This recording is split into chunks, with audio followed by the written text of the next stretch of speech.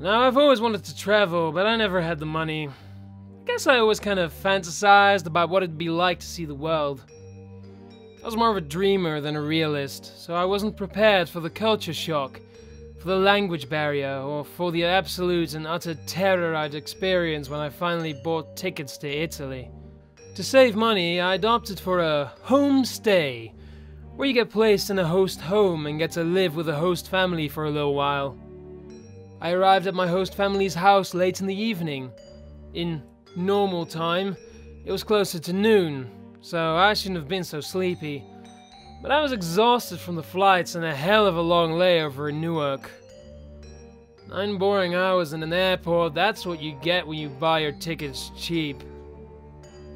I'm afraid I might have been a little rude as my host mother greeted me and started blurting out what I think was a list of house rules. I didn't speak a lick of Italian, and she didn't seem to understand English too well.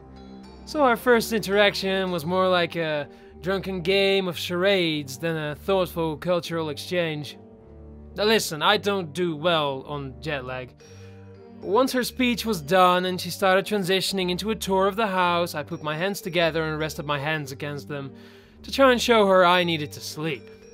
"Ah, si," she replied in a matter-of-factly tone. She grabbed my arm firmly and led me up a narrow flight of wooden stairs to a small room on the 2nd floor. I had just enough free space to set my luggage down in the corner, but not enough to open it fully without it touching the opposite wall and leaning against the bed. Aside from a wardrobe near the door and a wooden chair by the window, the room was empty. I can't imagine my host family would have been able to fit any more furniture in if they had tried, and it was abundantly clear why the room was so small when I examined the window more closely. Part of it was missing. No, not in a spooky way. As I approached it, I realized the opposite wall was actually a partition, and surmised that my host family had split one of their bedrooms in 2 to make more room for visitors. The rest of the window was on the other side of the divider. The only thing I didn't understand was how exactly another visitor, or family member, would make their way to the other side, as the door was on my side of the room and the divider looked heavy and awkward to move. My host mother pushed her way past me and shamelessly shoved my luggage aside to get to the window. As she continued to speak a string of foreign syllables, she tugged the window shut, then employed not 1 but 3 locks, having to stretch her fingers into the hidden part of the room to get to the final lock. I'm sure she tried to explain what was going on, but again, I don't speak Italian. She could have been reciting Romeo and Juliet for all I care. She then turned to me and said something twice, emphasizing every word both in tone and in hand gestures the second time around. Damned if I knew what she meant. I just replied with an innocent "see." All I cared about was getting some shut-eye, and thankfully, my blind obedience was enough to get her to leave me alone. She closed the door behind her, and I heard her footsteps down the creaky wooden stairs back to the main floor. I only stayed conscious long enough to strip out of the clothes I'd been wearing for almost 24 hours now. Then, I slid into the sweet, loving arms of Snoozeville. I woke up in the middle of the night to the light but infuriating rhythm of a ball hitting the pavement. Someone was out there playing on the streets at fucking midnight, and I wanted to wring their stupid neck. I grumbled, turned over, and stuffed my pillow over my head to muffle out the noise. Thankfully, I was still so tired that I managed to fall back asleep despite the persisting ruckus. By morning, I was well rested, but still a little groggy. A lukewarm shower turned suddenly cold, managed to shock me awake. In a fresh set of clothes, I headed downstairs to find my host mother and her preteen son at the dinner table eating breakfast. Vieni, she said as she waved to me. I guess that was the name of the chocolate croissant roll thing she had made for breakfast. I ate a plate full of Vieni and drank a cup of coffee as she and her son talked to each other and to me. I'd smile and nod, pretending I understood what the hell they were saying, but I think we established by now that I definitely didn't. I didn't see my host father that morning, but I'd heard his deep voice while I was showering, so I figured he'd gone to work already. Absent from breakfast was also their daughter, who I had spotted on one of the framed pictures in the living room. No idea where she was. Maybe in school, maybe at a sleepover. Frankly, I didn't really care all that much. I picked a homestay because it was cheaper, not because I wanted to become involved. Yeah, that might make me a jerk, but at least it makes me a frugal jerk. I spent the day walking around, looking at landmarks, taking photos, and trying to flirt in broken Italian. I'd memorized a few pickup lines from this one website, but I wasn't sure exactly how to pronounce some of the words, so I never really got the reactions I'd hoped. I'd say, ti strofinere com di un ippopotamo che si strofina il fango sui sassi, which means you are more beautiful than all the stars in the sky combined, and the ladies would just glare at me, huff, or walk away. One of them even slapped me. Talk about playing hard to get. Woo! Italian women are fiery, let me tell you. Whew. By the time I got back to my host home, my feet were throbbing in pain and my calves were on fire. I felt like I'd just done leg day for the first time in years. My host mother smiled and waved me toward the dining room. Vieni, vieni. Ah, shit, croissants again? For supper? Jeez, I needed something with a bit more substance than that. No vieni, I replied awkwardly as I sat down at the table. She looked at me weirdly, shrugged, and served me a plate of pasta. My host father soon joined us, but still no sign of their daughter. Maybe I'd seen an old family photo and she was all grown up and off to college. I didn't ask because, you know, language barrier. I had plans to go out for drinks after supper, but I found myself so exhausted that I just climbed back up the stairs and crashed for the night. Just like the night before, my sleep was interrupted. Only this time, I wasn't so quick to pass back out. The noise continued non-stop. I swear I must have been hiding under my pillow for a good hour trying to ignore it. But it never stopped. Every badonk made my inner asshole want to come out. Those thumps were the full moons of my werewolf, the throb of a migraine, the annoying kid kicking my seat at the movie theater. I started picturing 1,000 different ways I could puncture the bowl to make it stop. I was awake. There was no point trying to sleep anymore. I was wide fucking awake and steaming mad. I shoved the curtains aside and looked out the window to see who was making the noise. What I saw shocked me. I was expecting some weirdly coordinated drunk teenager, but what I saw instead was a little girl, no more than 6 years old, bouncing her red ball along the narrow cobblestone alley. She was wearing a pink polka dot dress over a frilly white blouse, white tights and black shoes. Her hair was done up in a pair of pigtail braids held together with pink ribbons. All I could think was, what kind of irresponsible parent lets their toddler out to play that late at night? Child or not, I had a mouthful of aggression ready to explode out of my mouth, and she was going to get a piece of my mind. There was no point yelling through the window. I mean, I could hear her so obviously she'd be able to hear me. But I really wanted to lay it on her, so I was going to have to open the window. I unlatched the first 2 locks easily, feeling my face getting hotter and hotter in anger with every thump of the goddamn ball, but then I hit a roadblock. The lock behind the partition. I pressed my head against the window and stretched my finger through the narrow crack, closing one eye to help focus on the lock. Try as I might to flick the knob, my digits weren't long or slender enough to reach it. As much as I'd like to say I made like an ice queen and let it go, I was too furious. I was a dog with a bone. I stormed downstairs into the front door, once again ready to lay it on her. But almost as soon as my hand touched the doorknob, my host mother grabbed my arm so tight I thought she was going to cut off all circulation. No, è pericoloso, she said sternly. How was I supposed to know I had a curfew? Why did I have one, when little Miss Fifi Stupid Stockings out there could wander the streets of Verona at all hours of the night? I forced myself to smile and calm down a little as she ushered me towards the stairs. She followed me back to my room, then actually had the gall to check the windows' locks, locking them back up. She looked angry as she said, "Pericoloso!" "Yeah, gotcha," I replied, trying my damnedest not to roll my eyes. She stepped out, closed the door, and then I heard a weird click. I got up and checked the door. Locked! "Seriously!" I shouted. "What if I need to pee?" My host mother didn't answer. I paced around my room, which, as I established earlier, was super small, so it only took a couple steps to get from the door to the window and back, completely enraged.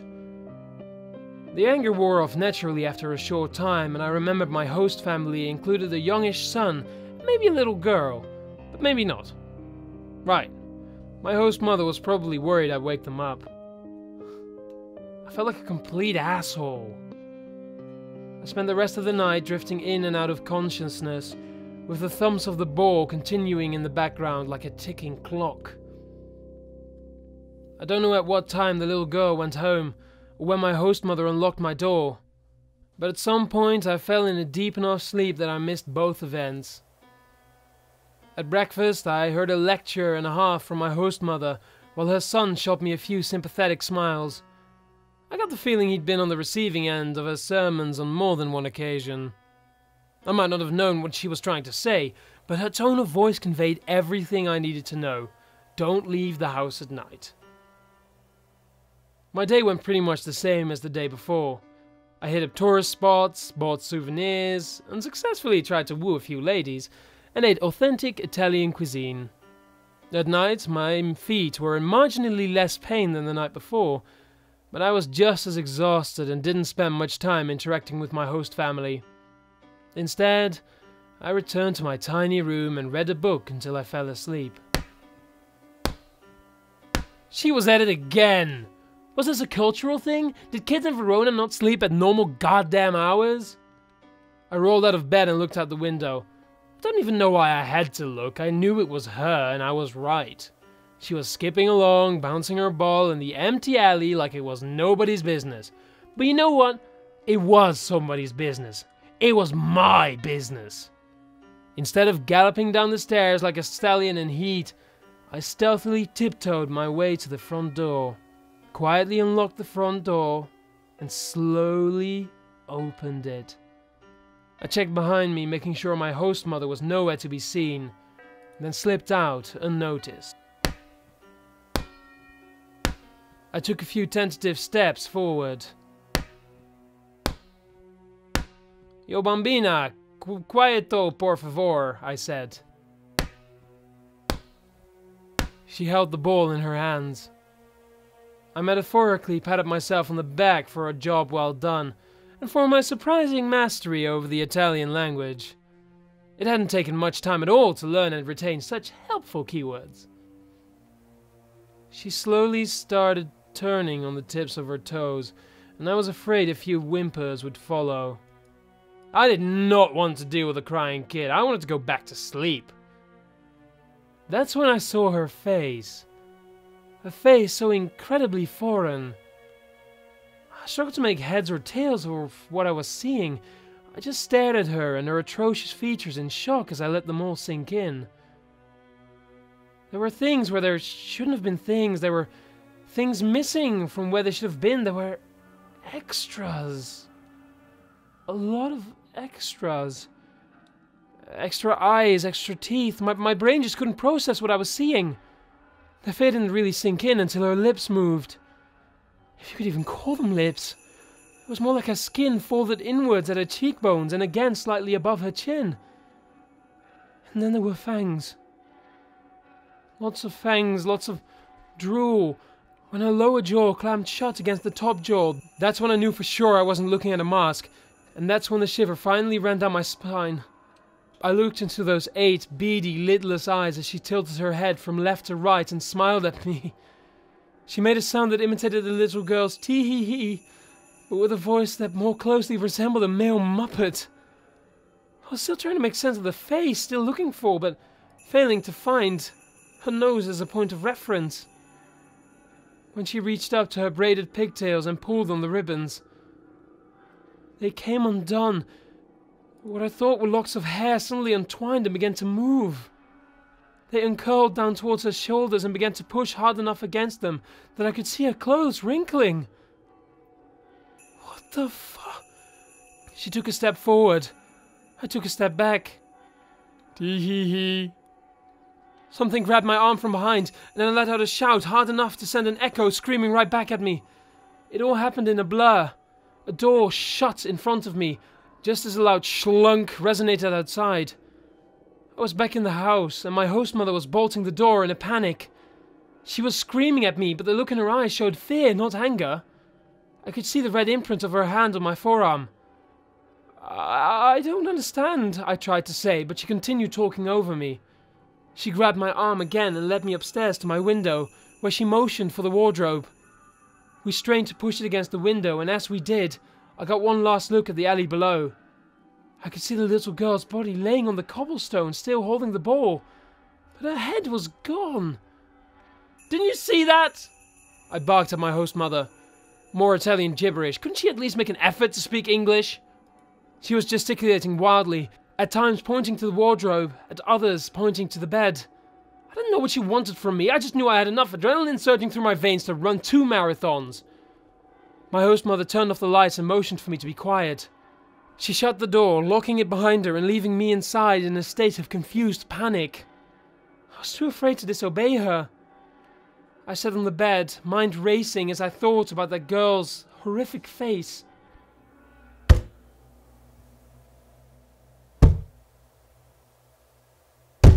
I could just barely see outside if I stood on the chair and peeked over the top of the wardrobe. I was hoping to find that little red ball being defiantly thrown against the window. But that's not what I saw. No. I saw that terrifying head bashing against the glass repeatedly, trying to get in. Her spindly little legs, her hair, was holding up like spider legs. The glass started to crack, and just when I thought it was going to break, she stopped half-thrust. I strained my neck to try and see where she'd gone. An old man. There was an old man in the alleyway. I slammed my hand on the wall to try and warn him. I was way too late. Have you ever seen a snake bite down on a rat? It was kind of like that, but with the old man's head. I let out a whimper and slapped my hands to my mouth. The little girl's head rotated like an elbow in a new socket until her 8 eyes were facing forward. The old man's arms moved as though she was controlling them, and they tied her hair-like legs into a ponytail. She walked over to her smaller body, plucked the ball out of its hands, and started bouncing it again as though nothing happened. I spent the rest of the night sitting against the wardrobe listening to the thumps, wiping tears and snot from my face. In the morning, it was my host father, not mother, who unlocked and opened the bedroom door. He grabbed my luggage and pointed to the stairs. I knew I was no longer welcomed in their home, even though I didn't understand the words he was saying. As I walked by the alleyway, I saw my host mother hugging the little girl's headless body as she wept loudly. I remember her words clearly, but I have no idea what the hell they mean. Chiara, riposa in pace, piccolo mia.